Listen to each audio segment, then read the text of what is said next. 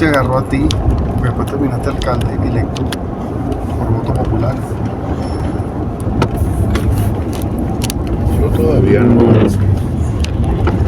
logro descifrar.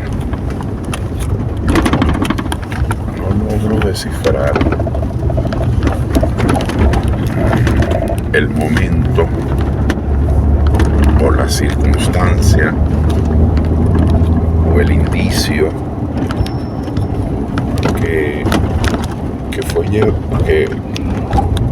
sirvió para que se construyera la suposición o la hipótesis según la cual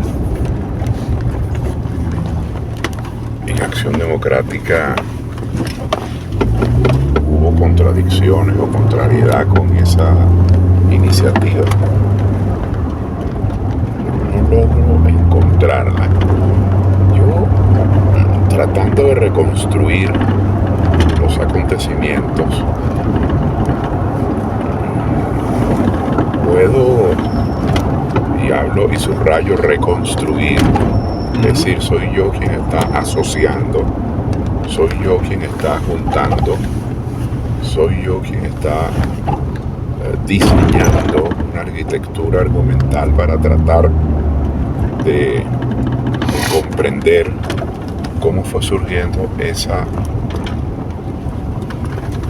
tesis de las resistencias de Acción Democrática a la descentralización, que comienzo por decir que no se corresponde con la verdad. Pero en ese proceso de elaboración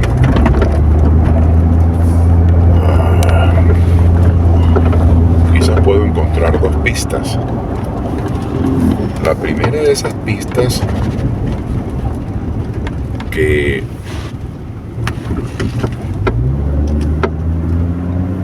los mismos arquitectos de esa hipótesis ignoran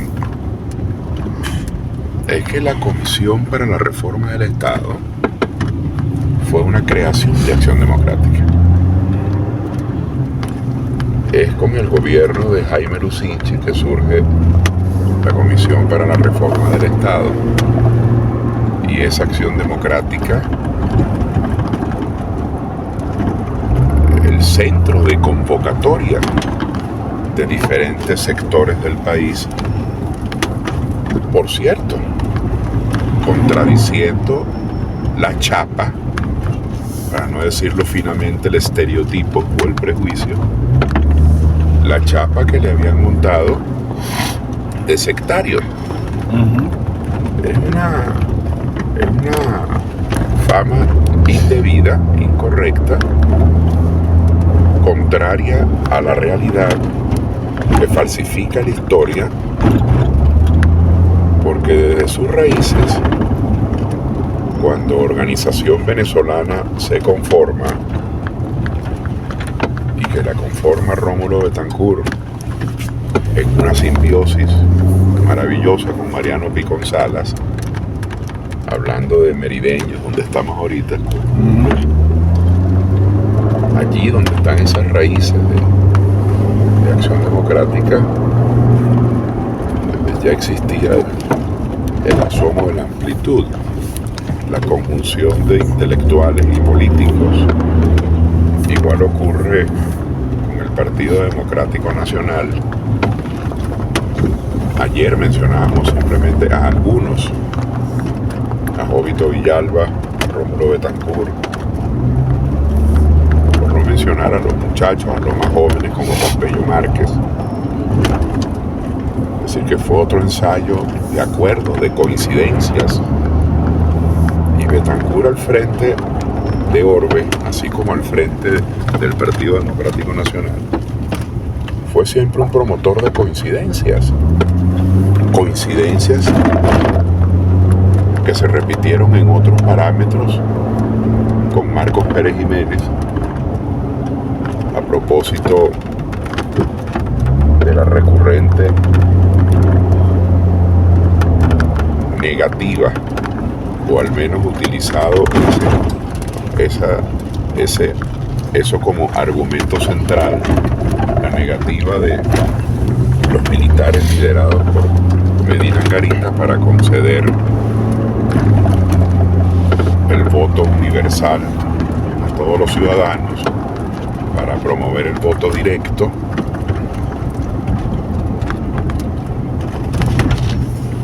que era realmente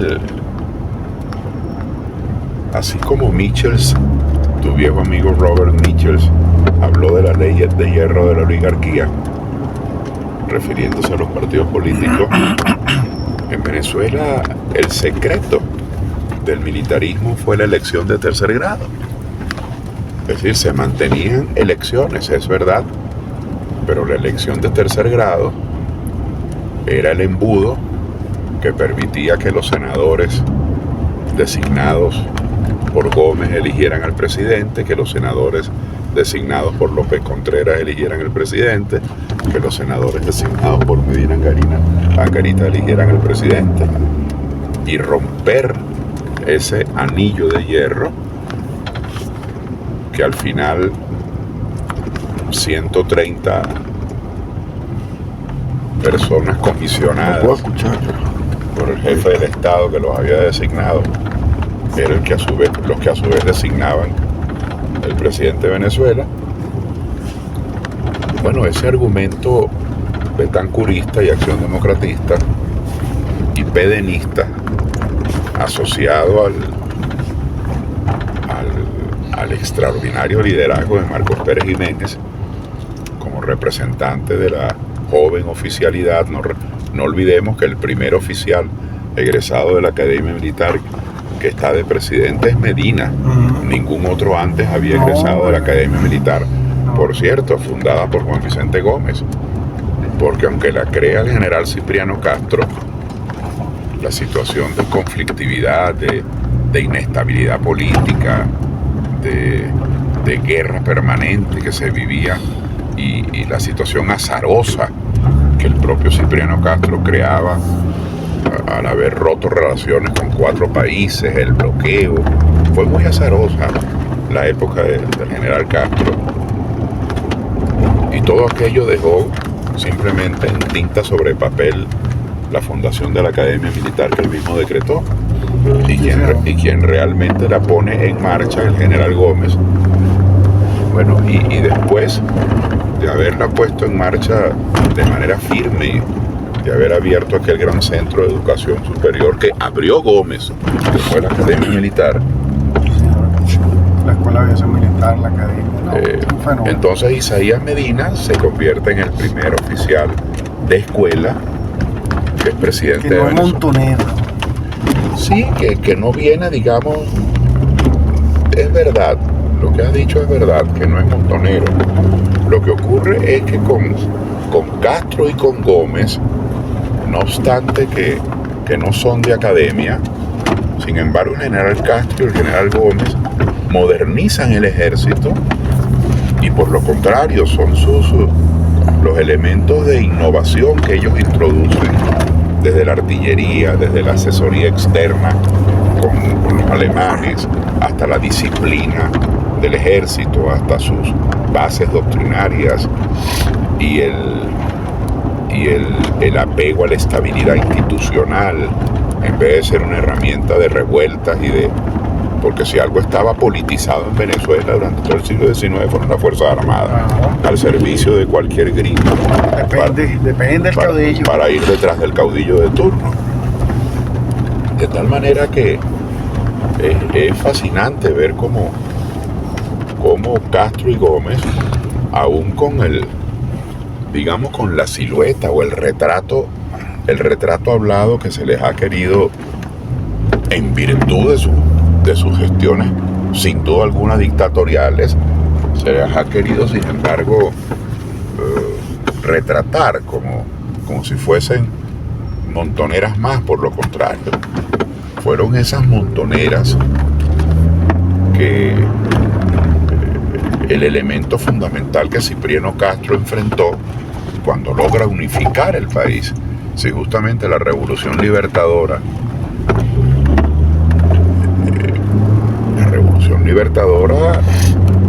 que Castro y Gómez enfrentan fue la conjunción de los caudillos regionales,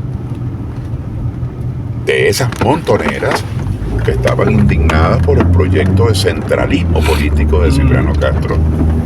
Así que sin hablar en lenguaje figurado, sino ateniéndonos a los hechos, con Cipriano Castro se produce la unificación de la nación en tanto en cuanto proyecto jurídico administrativo, porque cada uno de estos generales caudillos de cada una de las regiones, Rolando aquí, Monagas allá,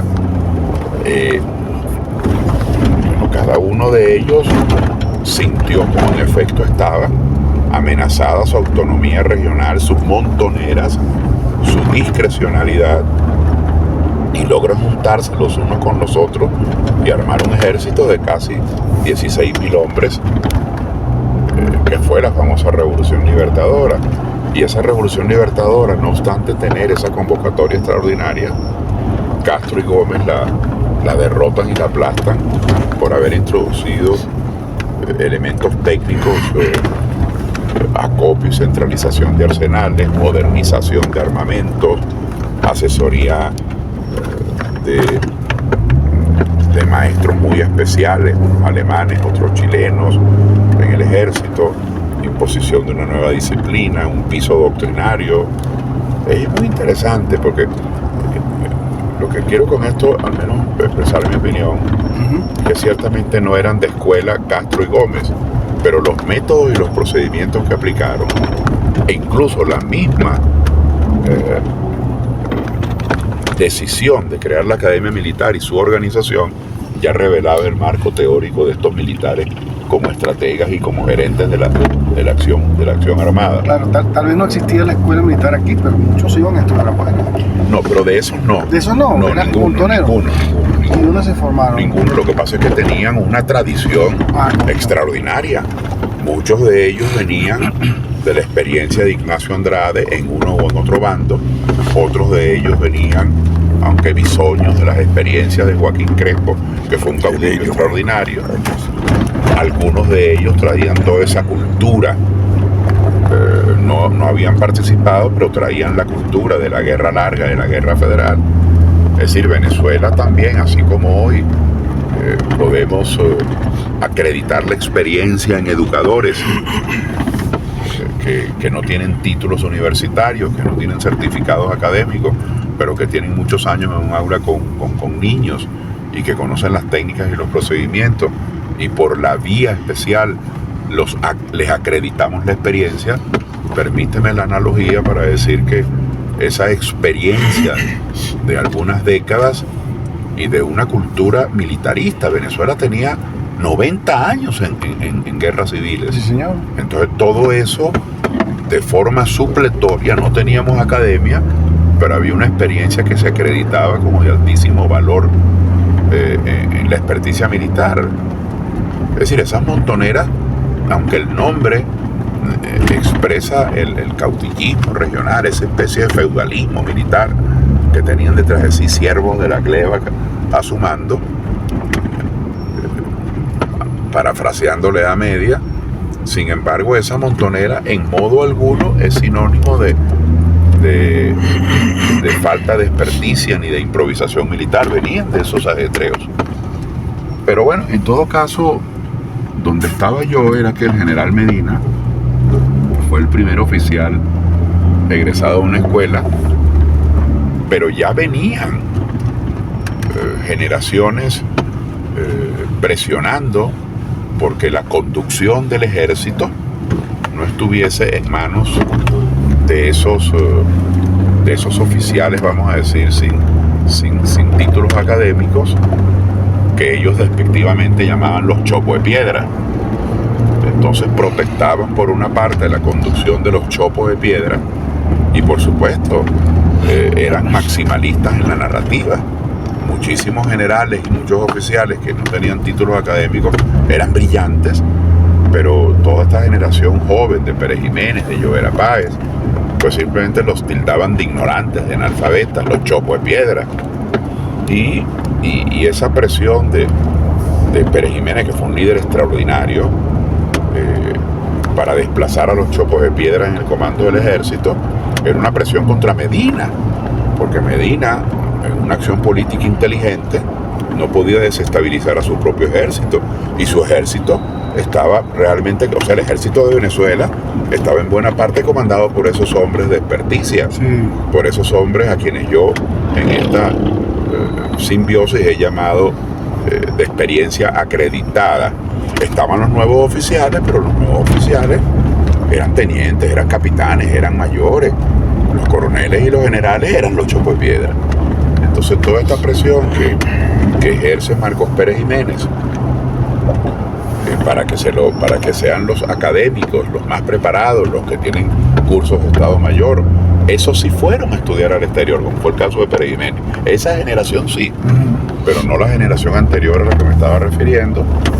Pero además, también Pérez Jiménez era en cierta medida no solo un líder de la modernización del ejército, sino un líder, le robo el término a una época más moderna y al sector de los trabajadores, en cierta manera un líder sindical que reclamaba ingresos dignos para los oficiales, que se los merecían por su grado académico, por sus responsabilidades, y toda esa presión que por una parte ejerció esa generación de Pérez Jiménez sobre Medina, sumada a la presión política de Betancur y de la joven Acción Democrática, antes Partido Democrático Nacional, por el voto directo, fundamentalmente por el voto directo y por el voto universal.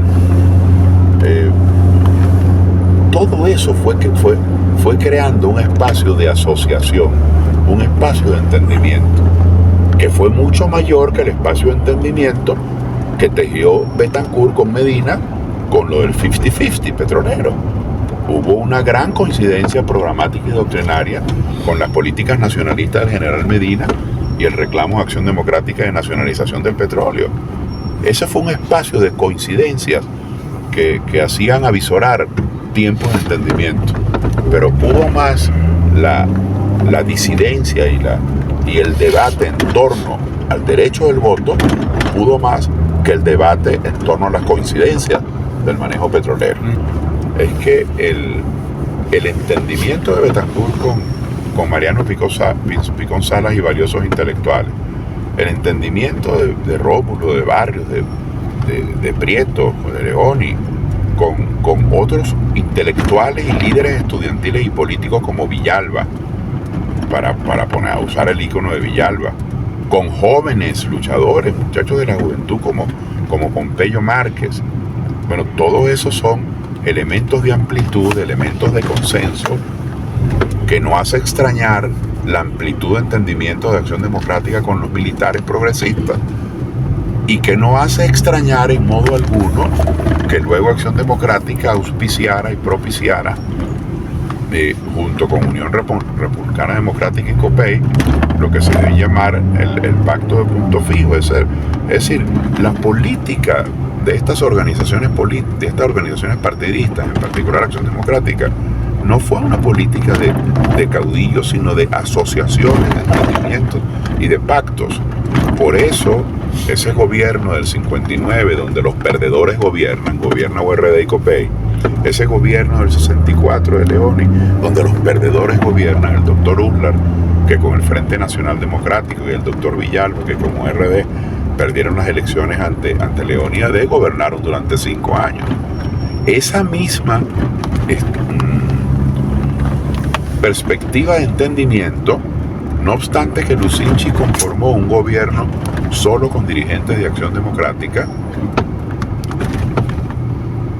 sin embargo, la conformación de la COPRE que hace Lucinchi es de una anchísima amplitud y convoca allí a agentes de otros partidos que tenían representación en el Congreso, a jóvenes intelectuales que no eran dirigentes de partido alguno, incluso hacen secretario ejecutivo de esa comisión a un joven economista, Carlos Blanco, que no es militante de partido y que por lo contrario venía de un activismo de izquierda radical en la Universidad Central de Venezuela. Pero lo que estoy tratando de construir es de dónde nació la hipótesis La matriz también. o la sospecha de que en Acción Democrática pudiera haber contrariedad o disgusto con la idea de la descentralización, lo cual no es cierto. Y yo creo que quizás una primera fuente de elaboración de esa tesis es creer que los postulados de la COPRE fueron producto o fueron hijos o fueron elaboración de aquellas gentes que en la COPRE no eran de Acción Democrática, como Carlos Blanco. Y como existía una actividad editorial, una actividad de informar de todas estas elaboraciones tan ricas y tan extraordinarias que la COPRE hizo, y de un trabajo además valiosísimo que Carlos Blanco y otros intelectuales venezolanos y políticos hicieron, pero fue un trabajo consensuado. Fue un trabajo de integración, es decir, el país estaba reclamando una modernización del sistema de representación, del sistema electoral como expresión del sistema de representación política, y Acción Democrática fue siempre parte de ella. Por lo contrario, el otorgar poder a los dirigentes locales formaba parte de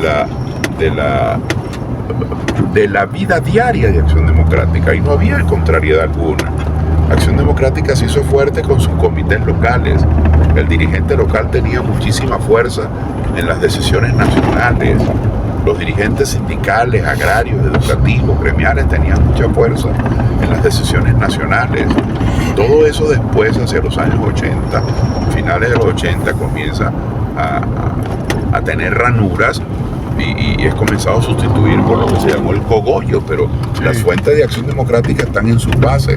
Tan es así que una de las acusaciones más fuertes que se le hace al clientelismo lucinchista es que Lucinchi designó gobernadores a los secretarios generales de su partido.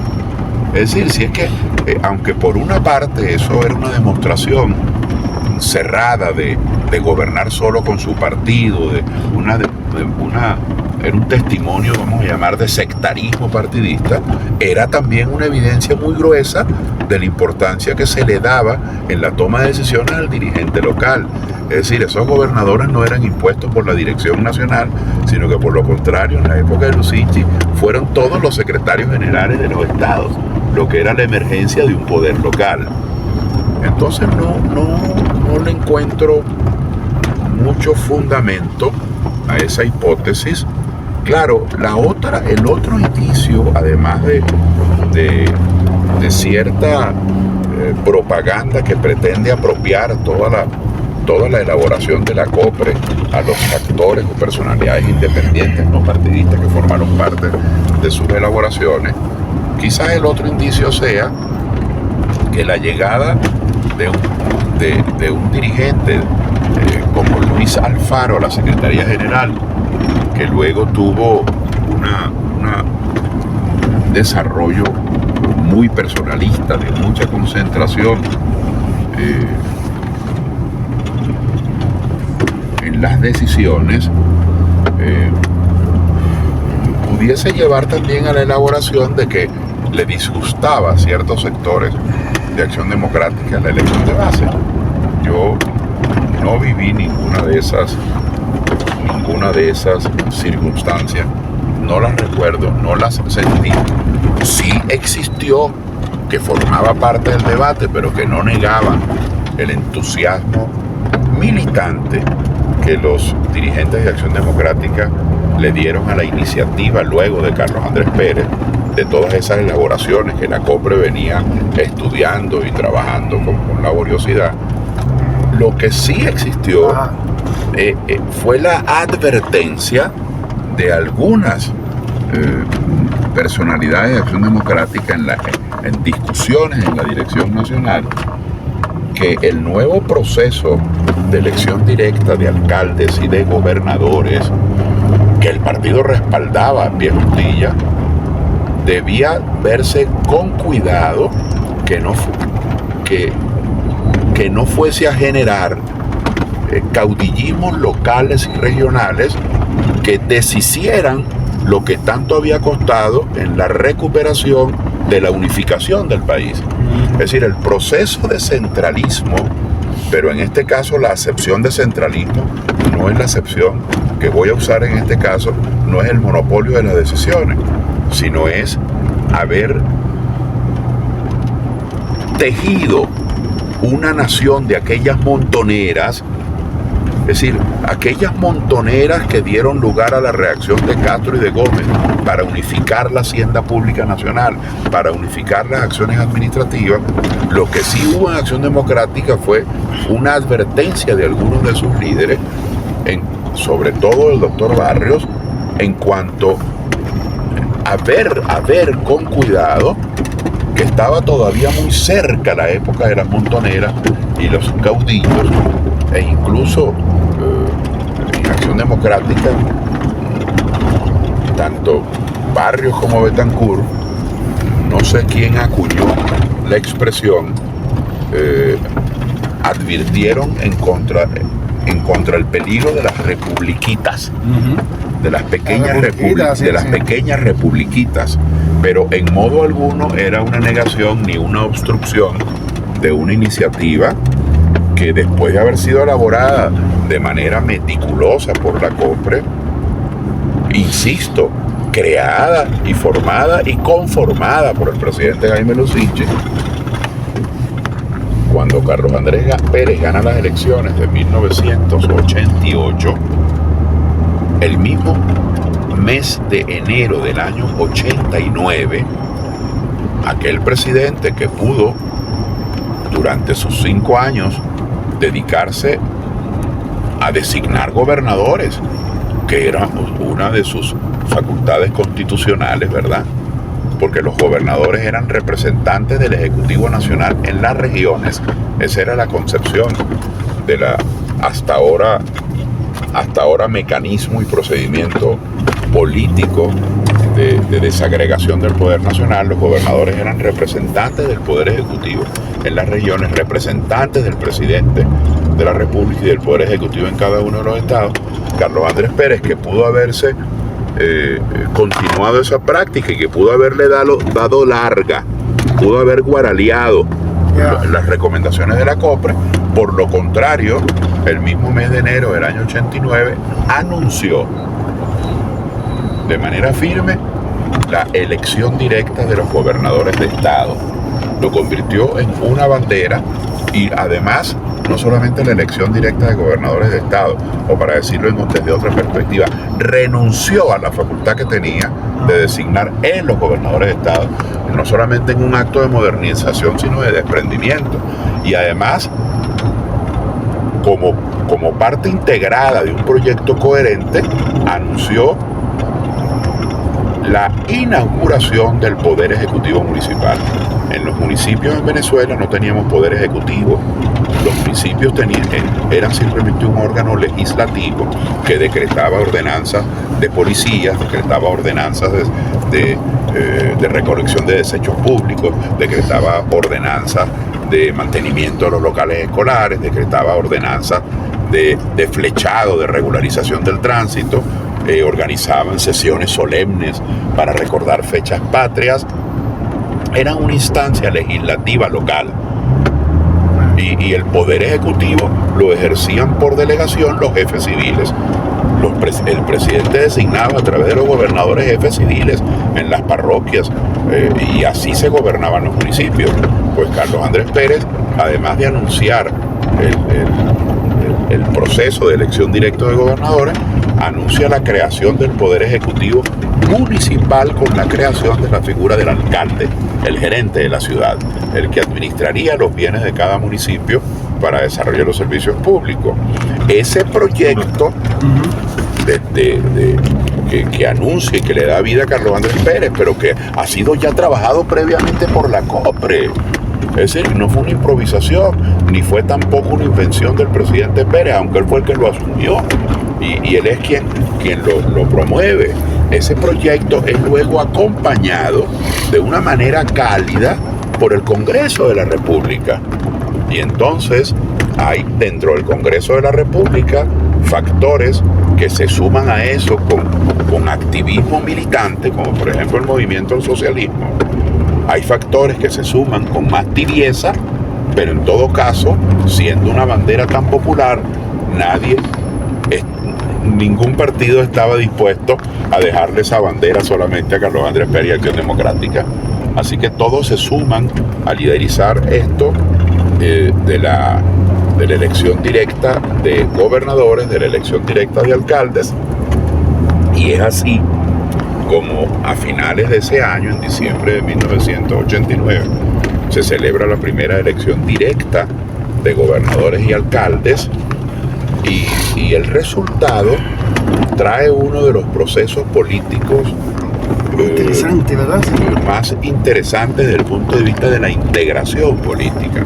Ya los gobiernos de Betancourt y de Leoni habían sido pasos de avance en cuanto a la integración y la cooperación política, la coexistencia, lo que los franceses llamaban desde 20 años antes la cohabitación.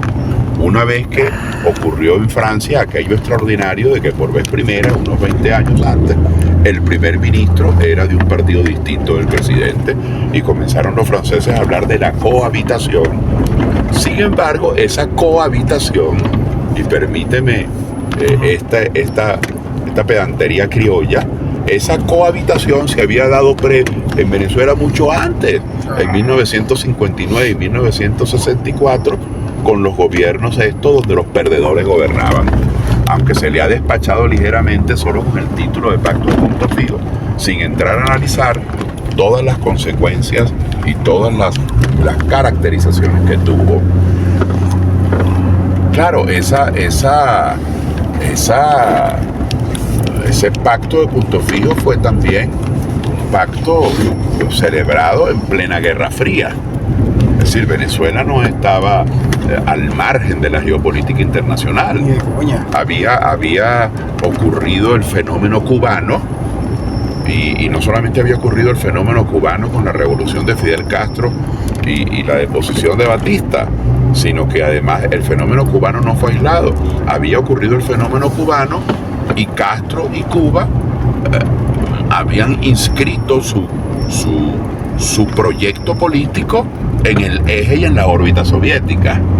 Entonces, en el caso de Venezuela, cuando el pacto de Punto Fijo está en plena discusión, también el Partido Comunista de Venezuela comienza a manifestar su calidez, su militancia, su apoyo, su coincidencia y su militancia activa con ese eje de esa órbita. De tal manera que cuando se va a conformar el pacto de Punto Fijo, y lo que está en juego es la estabilidad de un gobierno, y de un gobierno que tuvo que enfrentar los hechos históricos, hablan por sí solos, no necesitan defensa ni argumento. Ahí estuvieron el porteñazo, por hablar de uno solo de ellos. Hubo golpes de Estado, hubo levantamientos militares de izquierda, hubo levantamientos militares de derecha, hubo el movimiento guerrillero. Es decir, y hubo, además del levantamiento guerrillero y de los golpes de Estado, financiamiento externo de esa guerrilla, lo cual comprueba que lo de la geopolítica mundial no era simplemente un análisis almidonado de los académicos, era una realidad. Pero esa descentralización fue una de los elementos más interesantes de integración política, Oscar. Sí, porque yo digo que así como hubo cohabitación extraordinaria, una cohabitación extraordinaria en los gobiernos del 59 al 68, una cohabitación que iba en sentido contrario del sectarismo adeco del 45 al 48 de la Revolución del 45, cuando Gallegos gana con aquella amplitud extraordinaria, y Acción Democrática interpreta aquello como el derecho a imponer su doctrina, su reforma agraria, su elección directa, su antiimperialismo, pero comienza a dejar por fuera a otros sectores, y comienza aquel tribunal de responsabilidad administrativa a buscar corruptos en todas partes, y comienza una situación de verdadera tensión con quienes habían gobernado en las administraciones de López y Medina. Es decir, comienza a tenerse, por cierto, pues que todos los militares son corruptos, que hay que perseguirlos a todos. Hay esa especie de clima sectario. Los cargos públicos son todos ejercidos por gente de Acción Democrática. Eso despierta toda una animosidad en la oposición de entonces, que eran URD y COPEI y el Partido Comunista, y el golpe a Gallegos, el golpe de 1948 a Rómulo Gallegos, teniendo apenas un año de haber sido electo, no es un golpe solo militar, es un golpe en el que el clima de desestabilización, el clima de agitación permanente, el clima de propender a que la crisis se agrave, era alimentado también por los sectores que se sentían excluidos por el sectarismo de ellos. Bueno, toda esa actitud de animosidad es cancelada con el pacto de Punto Fijo y comienza ese proceso de cohabitación. Y yo digo que el proceso de cohabitación política, que comienza a quebrarle el pescuezo al sectarismo que Venezuela había ido cultivando en todos esos años de guerras civiles, de personalismos, de caudillismos militares, de conformación de los primeros partidos políticos, ese sectarismo comienza a ser derrotado de manera muy interesante con el primer resultado de las elecciones directas de gobernadores y alcaldes. Queda electo gobernador del estado Bolívar Andrés Velázquez, queda electo gobernador del estado Anzoátegui Ovidio González, Andrés Velázquez de Causa R, Ovidio González del Movimiento Electoral del Pueblo, queda electo gobernador del estado Carabobo Enrique Salas Romer, quien después fundaría Proyecto Venezuela y era un ex COPEI, pero no era un COPEI militante, sino un COPEI del protoplasma, un COPEI entre militante e independiente, y después y como independiente asiste a la elección y funda Proyecto Venezuela. Queda electo gobernador del estado de Aragua Carlos Tablante, tu hermano, nuestro amigo. Quedan electos gobernadores de COPEI Osvaldo Álvarez Paz en el Zulia. En el caso de Caracas, que no tenemos gobernación, me corresponde a mí la circunstancia de quedar electo gobernador de la alcaldía de Caracas. ¿Por qué narro esto? Porque yo recuerdo perfectamente que ese proceso de descentralización se nutrió no solamente del piso formal, de la infraestructura jurídica, aunque en términos marxistas clásicos ya lo jurídico sería superestructura por definición, pero lo quiero llamar deliberadamente la infraestructura jurídica para subrayar que el piso jurídico que se tenía hasta entonces era muy frágil porque no existía descentralización. Entonces comienza en el gobierno de Carlos Andrés Pérez, el Ejecutivo Nacional, a promover la ley de transferencias de funciones y de recursos.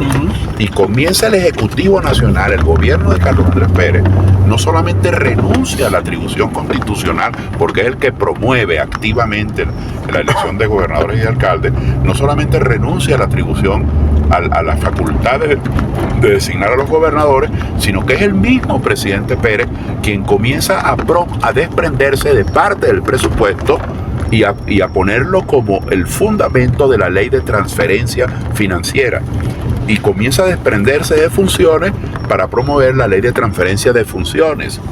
Entonces se transfieren funciones a las gobernaciones que no se tenían, se transfieren funciones a las alcaldías que no se tenían, se transfieren recursos para mantener los programas coordinados. Entonces se coordinan programas entre gobernaciones y Ministerio de Transporte, Gobernación y Ministerio de Agricultura, lo que se llamó coloquialmente los coordinados. Desde entonces, esa es la base jurídica, las leyes de transferencia de funciones, las leyes de transferencia financiera que se plasmaron en el ejercicio presupuestario, en los proyectos de presupuesto presentados por el presidente Pérez. Sus 4 proyectos de presupuesto subsiguientes tenían como corazón la transferencia financiera a los estados y a los coordinados. que fue un mecanismo muy importante en la historia de la descentralización venezolana. Pero más allá del piso jurídico y administrativo estaba la voluntad política. Andrés Velázquez, Carlos Tablante, Enrique Salas Romer, Ovidio González, Osvaldo Álvarez Paz gobernaron coordinada y consustanciadamente con Carlos Andrés Pérez como si fuesen gobernadores de Acción Democrática. No hubo ninguna diferencia ni ninguna discriminación. Correcto. Y digo esto, lo digo ahora en el año 2024, porque desde la perspectiva de los lectores o de los oyentes o de quienes vayan a ser los interlocutores de estos conceptos que estoy fijando, tiene que estar en la mente la figura de los protectores.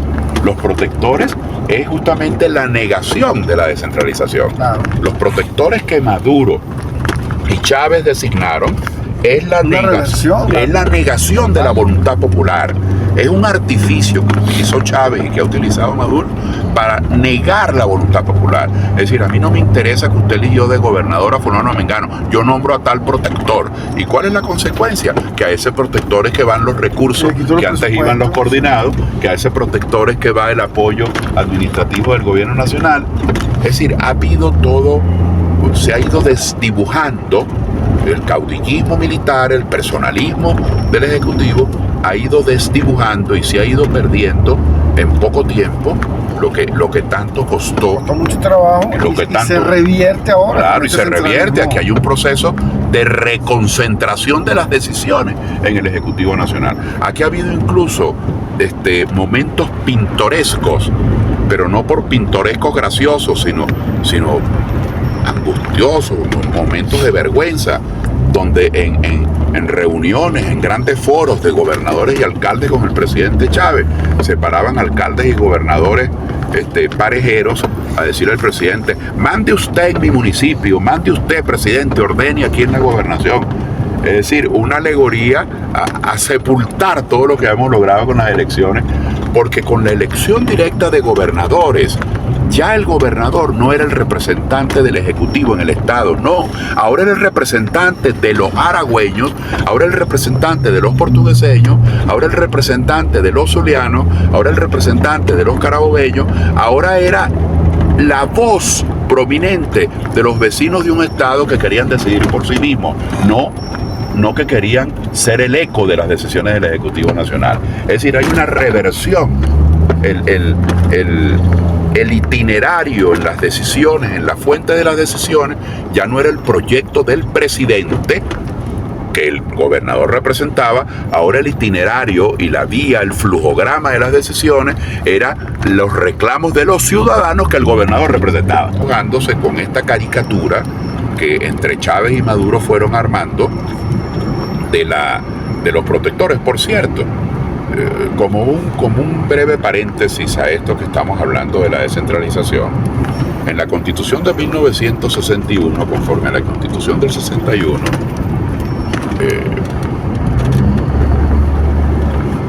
cada año, como mandato de esa Constitución, cada año el porcentaje del situado constitucional aumentaba por mandato de la Constitución del 61. Cada año, si este año fue, por ejemplo, no tengo en estos momentos el fresco para citarlo de memoria, pero si el situado constitucional del año pasado era el 11% del presupuesto, el año próximo sería el 12% del presupuesto, o el 14%. Cada año constitucionalmente aumentaba el situado constitucional. Según la Constitución del 99, el situado tiene un techo, no puede aumentar más. Es decir, la Constitución del 99 tiene varios artículos que niegan y le ponen un candado a la descentralización. Claro, y eso es una Constitución centralista, no descentralizadora. Claro, entonces, el proceso de cohabitación, como me gusta llamarlo, es un proceso que yo he seguido apasionadamente, porque como sabes, Oscar, yo soy desde siempre promotor de acuerdos, de entendimientos, de aproximaciones, de programas mínimos de actuar de consumo creo que el interés nacional, sostengo y proclamo que el interés nacional no es una abstracción ni es una consigna de la retórica ocasional. El interés nacional es la brújula de la acción de un gobierno, y la única forma de que ese interés nacional en diversos aspectos, en la protección de nuestras materias primas, en la protección del ambiente, de nuestras aguas, de nuestro suelo, en la defensa de los intereses del salario de los trabajadores, en la defensa de la protección social y de darle amparo a los desvalidos, a los sectores más vulnerables, en el mejoramiento de los servicios públicos. Lo que llamemos el interés nacional no es la bandera de un gobierno, de una administración, es un domicilio en el que debemos instalar a todos los referentes políticos posibles.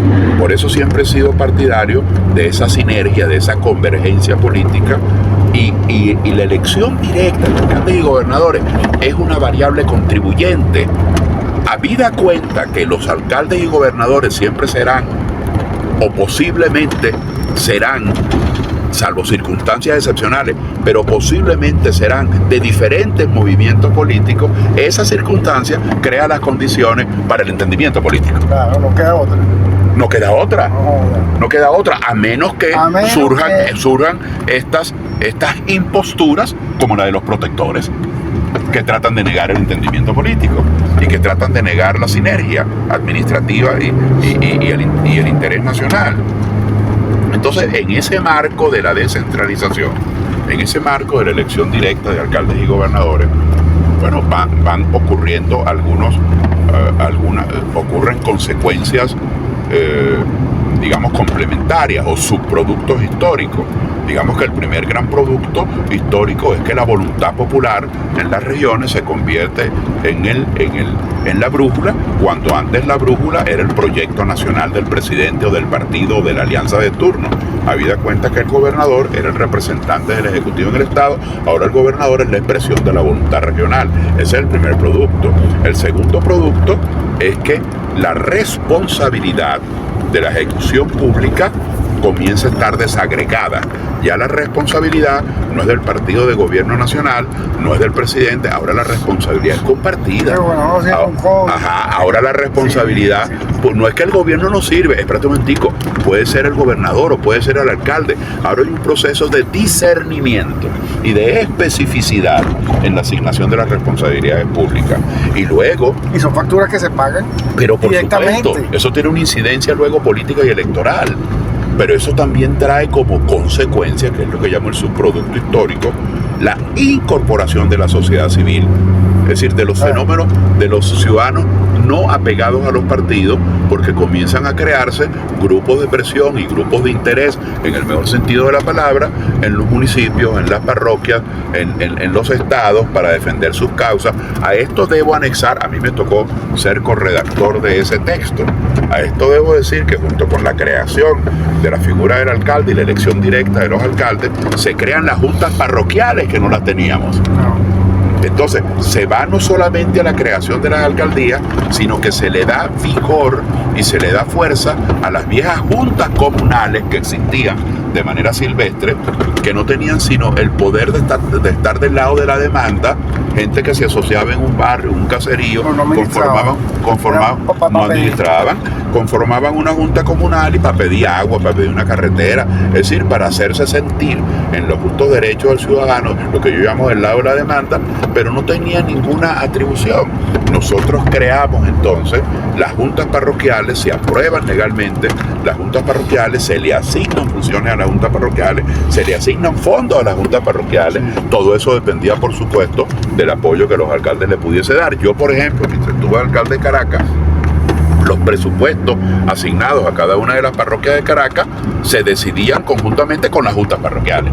Es decir, que el proceso de cohabitación, de descentralización, de desagregación de las decisiones públicas se enriquece de manera estrepitosa, porque todo ocurrió una cosa tras otra, se fue amontonando en un periodo sumamente breve. Pero yo destaco muchísimo, lo destaco con vehemencia, lo destaco con cariño, porque como siempre he sido obsedido por el entendimiento en contraposición al conflicto. Siempre he sido apegado a la promoción de acuerdos en contraposición al careo, a la enemistad, a la política de descalificación del contrario. Siempre he creído que hay que buscar en los contrarios los puntos de acercamiento. Lo que más valoro históricamente, no solo administrativa y puntualmente, es cómo esos años posteriores a la elección de 1989, particularmente en el primer gobierno de los gobernadores y alcaldes electos por la voluntad del pueblo, qué coincidencia tan afortunada que ese primer gobierno, es decir, que esa experiencia haya comenzado estando de presidente de Venezuela el propio promotor de la idea. El promotor, quiero decir, desde el punto de vista ejecutivo político, porque la idea se venía cocinando ya intelectual, artesanalmente en la COPRE, se venía cocinando en las direcciones de los partidos, pero la primera acción proactiva, ya no en el campo solamente de las ideas y los debates, se da en el gobierno de Carlos Andrés Pérez. Y digo que qué fortuna que haya sido la primera experiencia, porque todos los primeros alcaldes y gobernadores electos contaron con un hábitat, con una ecología política de apoyo a su gestión para que la descentralización fuese exitosa. En cambio, hoy, por lo contrario, el apoyo a la gestión de los gobernadores está completamente obstruido. Voy a poner un ejemplo concreto. Existe una herramienta, un instrumento jurídico en Venezuela, que es algo que tenemos que revisar.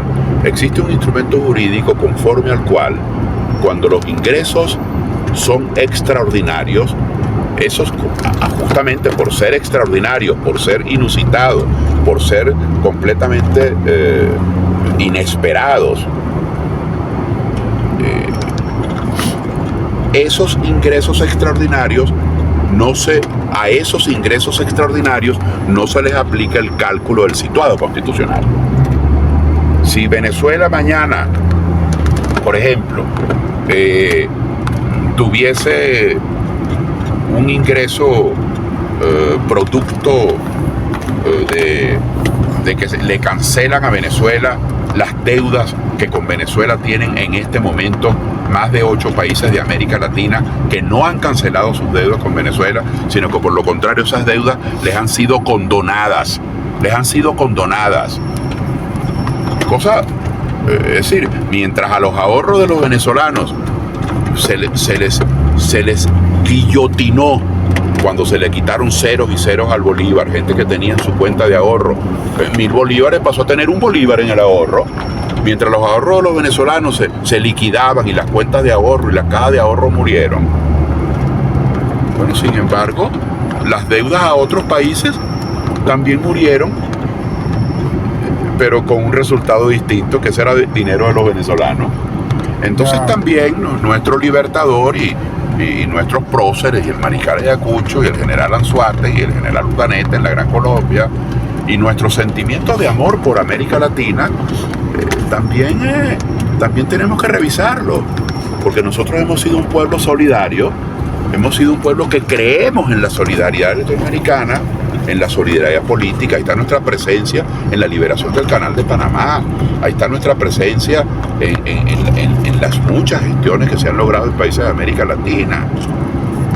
Y esa solidaridad hay que mantenerla vigente, pero hay que ponerle comedimiento. ¿Cuántas deudas se han condonado? La de Bolivia. ¿Cuántas deudas se han condonado? No es que no lo merecieran o no, es que nosotros no somos una potencia con un excedente, es decir, como si nos sobrase el dinero, sobre todo estando en crisis económica. Pero lo que quiero con esto es decir, me fui no por la tangente, sino que ese es un tema al cual hay que darle tratamiento aparte, el problema de la deuda externa y de cuál es el peso que en eso tienen, porque nosotros tenemos acreedores, pero también tenemos acreencias que tenemos que cobrar. Pero bueno, lo cierto es que si nosotros mañana, por ejemplo, nos entrara un pago por la deuda que con nosotros tienen 6, 7 países de esos 9 países que nos deben, bueno, lo correcto es considerar, porque eso no fue parte del presupuesto nacional, lo correcto es considerar eso un ingreso extraordinario. Eso tiene sentido, es un ingreso extraordinario. Pero si usted en vez de vender el petróleo, si en el presupuesto del 2025 nosotros calculamos el barril de petróleo, por ejemplo, a $75, a 80, para ponerlo en cifras redondas. Si nosotros calculamos el barril de petróleo en $80 para el presupuesto del año que viene, y llega que por un problema de oferta y demanda, por una guerra en el Medio Oriente, por la circunstancia que fuera, el petróleo llega a venderse en 2 cuatrimestres del año que viene, en vez de $80 se vende en 95 o en 110. Eso debería pasar a la Tesorería Nacional como parte del presupuesto. Bueno, no.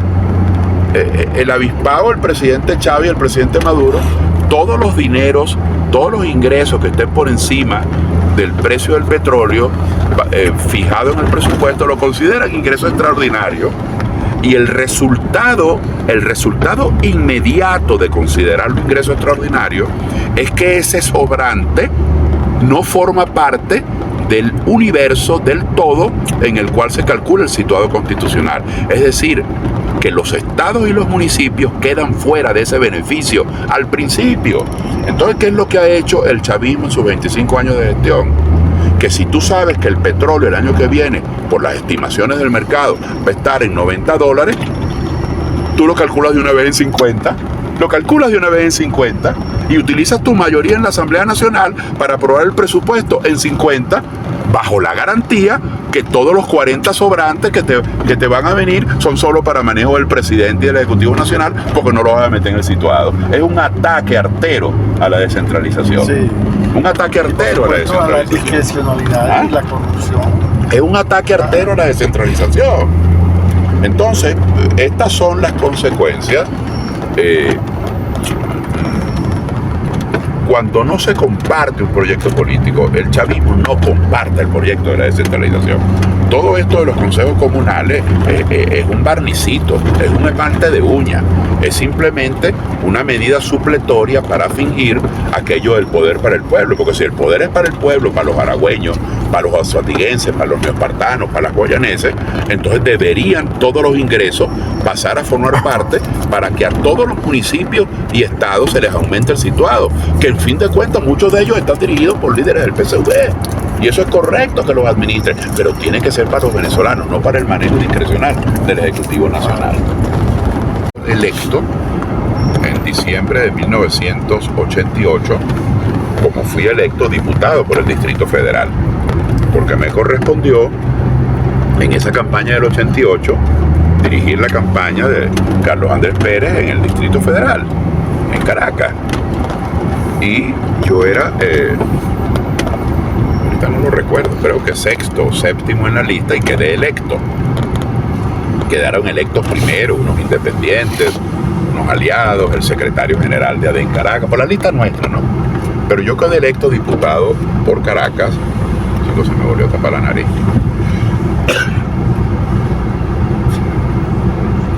Oye, perdón la vehemencia, pero es que este es un tema para mí me llega muy adentro, porque lo he vivido, porque lo he protagonizado, porque lo he sentido. Yo no he sido un espectador en este tema, porque he ayudado modestamente, como lo hizo Tablante, a conformarlo, a configurarlo.